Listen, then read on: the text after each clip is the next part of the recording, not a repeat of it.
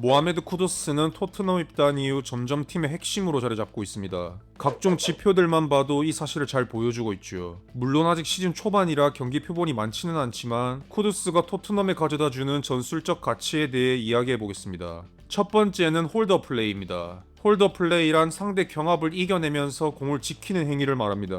보통은 신체 조건이 뛰어난 전방 공격수들이 이러한 역할을 수행하죠. 현재 토트넘 전방에는 히샤렐리송과 텔이 자리하고 있습니다. 이들도 공을 지켜내는 능력이 나쁘진 않습니다. 하지만 기본적으로 침투에 강점을 둔 스타일이죠. 따라서 후방에서 넘어온 거친 볼을 안정적으로 받아주는 역할이 필요합니다. 흥미로운 점은 이 역할을 중앙이 아닌 측면에서 쿠두스가 해내고 있다는 것입니다.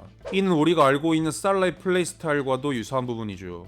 쿠두스는 롱볼 상황에서 강한 피지컬과 세밀한 기술을 활용해 공을 안정적으로 수급합니다. 풀백으로부터 오는 패스도 강한 압력을 버텨내며 소유권을 유지하죠. 이러한 능력을 반복적으로 보여주며 그는 토트넘의 빌드업 출구가 되어주고 있습니다. 예시를 통해 조금 더 구체적으로 살펴보겠습니다. 리즈가 토트넘 후방에 강한 압박을 시도하는 장면입니다. 포로에게 남은 선택지는 쿠두스에게 공을 연결하는 것뿐이었죠. 쿠두스는 등을 진 상태에서 상대 압박을 버텨내며 공을 지켜냅니다. 이 과정은 단순히 신체적인 힘만으로 되는 것이 아닙니다. 곧바로 이어지는 추가 압박에 대비해야 하기 때문이죠. 그는 세밀한 테크닉으로 상대를 벗겨내며 측면 전환에 성공합니다. 이 플레이는 단순히 공을 지켜낸 것 이상의 의미가 있습니다. 압박을 위해 리즈 블록 전체가 한쪽 측면으로 쏠리면서 반대 측면에는 자연스럽게 넓은 공간이 생겼습니다.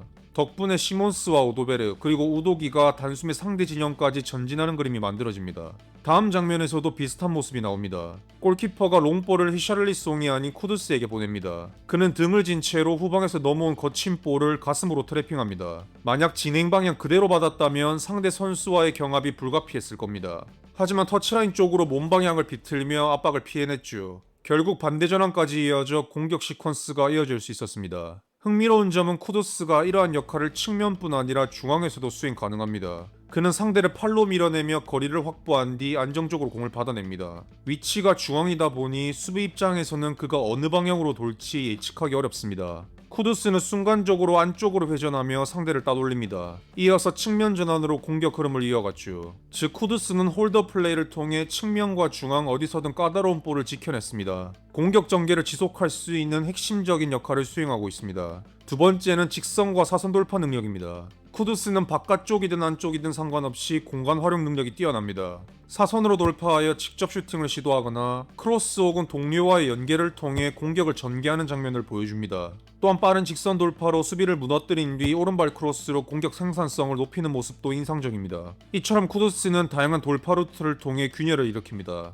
수비 입장에서 대처하기 까다로운 상황을 만들어내죠. 해당 장면에서 쿠두스의 사선 돌파 능력이 잘 드러납니다. 그는 동료가 만들어준 공간을 활용해 안쪽 돌파를 시도합니다. 인프런트를 통해 먼 포스트를 노릴 수도 있지만 순간적으로 각도를 꺾어 인스텝으로 가까운 포스트를 겨냥합니다. 이는 골키퍼의 중심을 흔들며 역동작을 유발할 확률이 높죠. 크로스 능력도 준수합니다. 상대 블록이 낮게 형성되어 있고 많은 선수가 밀집되었을 때는 인프런트 크로스로 박스를 공략합니다. 물론 날카로운 궤적은 아니지만 공이 골문 방향으로 향하는 형태는 언제든 위협적이죠. 해당 장면은 쿠두스의 크로스가 자책골을 이끌어내는 결과로 이어집니다. 그는 동료 활용 능력도 뛰어납니다. 터치라인까지 이동해 더블팀을 유도한 뒤 전진한 풀백에게 짧게 내주는 장면을 연출하죠. 특히 포로처럼 얼리 크로스에 능한 풀백과의 호흡이 좋은 편입니다. 그는 넓은 공간에서 방해받지 않고 크로스를 시도할 수 있는 상황이 주어집니다. 즉 쿠두스는 슈팅과 크로스 그리고 동료를 이용하면서 안쪽 공간을 다양한 형태로 공략 가능합니다. 또한 바깥쪽 돌파 구도에서도 강점을 보여줍니다. 특히 벌리전에서는 히샤를리송의 두 골을 직접 이끌어냈죠. 터치라인 부근에서 직선 돌파를 시도한 뒤 컵백에 가까운 형태로 크로스를 올렸습니다. 당시 벌리 수비진들이 골 에어리어 근처에 밀집해 있었기 때문에 이러한 선택은 매우 효과적이었죠. 히샤를리송이 하프 발리로 마무리하며 선제골을 만들어냅니다. 두 번째 장면도 비슷한 맥락입니다. 상대의 더블팀으로 인해 사선 돌파는 어려운 상황입니다. 하지만 쿠두스는 순간적으로 발목만 꺾어 수비를 따돌린 뒤 정확한 오른발 크로스를 올렸습니다. 이 크로스는 곧바로 히샤를리송의 원더골로 이어졌죠. 즉 쿠두스는 안쪽 공간뿐 아니라 바깥쪽을 활용하는 상황에서도 오른발 크로스를 통해 공격 포인트를 만들어낼 수 있는 선수입니다. 세 번째는 교차 움직임과 포켓 활용 능력입니다. 교차 움직임이란 선수들 간의 반대 방향 움직임을 통해 공간을 창출하는 패턴을 의미합니다. 10번 자리에 베리발이나 사르가 위치할 때 이들이 쿠두스와 교차 움직임을 가져가는 장면이 자주 관찰됩니다. 예를 들어 쿠두스가 내려오면서 상대 풀백을 유인하면 다른 선수가 풀백 뒷공간을 침투하는 구조가 만들어집니다. 만약 이런 움직임이 없다면 수비 입장에서는 방어하기 쉬워집니다. 단순히 쿠두스만 압박하면 되기 때문이죠. 이 교차 움직임의 대표적인 성과가 바로 맨시티전의 선제골 장면입니다. 포로가 롱볼을 시도할 때 쿠두스는 내려오며 아케를 깊게 끌어냅니다. 그 빈 공간을 사르가 재빠르게 침투했죠. 사르는 디아스와의 헤딩 경합에서 승리했고 히샤를리송에게 흘러가면서 결국 존슨의 선제골로 이어졌습니다. 그리고 만약 풀백 뒤를 침투하는 타이밍이 조금 늦더라도 쿠두스의 존재가 이를 상쇄합니다. 볼을 통제하는 능력이 뛰어나기 때문이죠. 따라서 포로는 상황에 따라 짧게든 길게든 다양한 패스 선택이 가능합니다. 다음은 포켓 공간 활용 능력입니다. 쿠두스는 터치라인뿐만 아니라 상대 라인 사이에서도 존재감을 발휘합니다.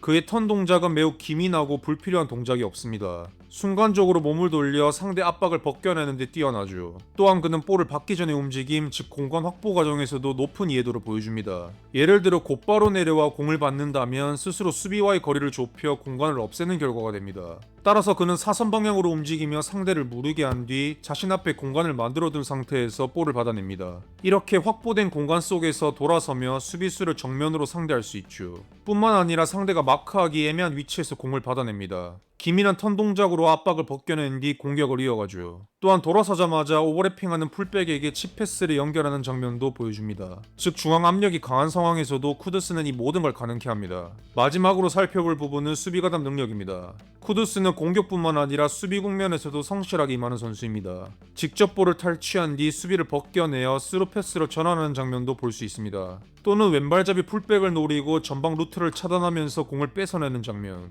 좁힌 위치에서 빠르게 풀백에게 다가가 전진 패스를 끊는 장면도 보였죠. 이처럼 쿠두스는 직접적인 컨택 상황에서도 준수한 수비력을 보여주는 선수입니다. 다만 토마스 프랭크는 쿠두스가 깊게 내려오는 것을 원하지 않는 듯 보입니다. 현재 쿠두스는 공격 생산성 면에서 거의 최고 수준의 활약을 보여주고 있기 때문이죠. 그가 깊게 내려올수록 공격 전개에 참여하는 횟수가 줄어드는 단점이 발생합니다. 예를 들어 상대 풀백이 오버래핑할 때 쿠두스가 끝까지 따라가는 대신 포로와의 수비 스위칭을 통해 대응하는 장면이 포착됩니다. 하지만 스위칭 타이밍이 늦을 경우 침투 공간을 허용할 위험도 존재합니다. 또 다른 경우로 강한 윙어를 상대해야 할 때는 쿠두스가 직접 더블팀을 형성하는 경우도 있습니다. 하지만 프랭크는 상황에 따라 베리발이나 사르의 기동력을 활용합니다. 쿠두스를 전방에 남기고 이들이 측면 커버를 맞는 형태를 선택하죠. 덕분에 쿠두스는 수비 부담을 줄이는 대신 공을 탈취한 뒤 즉각적인 공격 전환에 관여할 수 있습니다. 이 구도는 리버풀의 살라와 흐라벤베르의 조합과 유사합니다. 살라가 깊게 내려오지 않고 흐라벤이 대신 측면 커버를 합니다.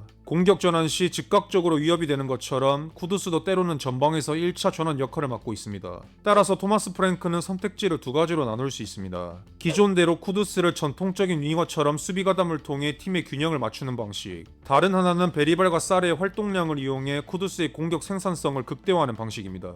지금까지 쿠두스가 토트넘에 가져다주는 전술적 가치에 대해 살펴봤습니다. 그의 홀더 플레이와 직선과 사선 돌파, 그리고 교차 움직임 및 포켓 활용과 수비 가담 능력까지 모든 측면에서 쿠두스는 토트넘의 공격 다양성을 높여주고 있습니다. 혹시 제가 다루지 못한 쿠두스의 또 다른 장점이 있다면 댓글로 남겨주시면 감사하겠습니다.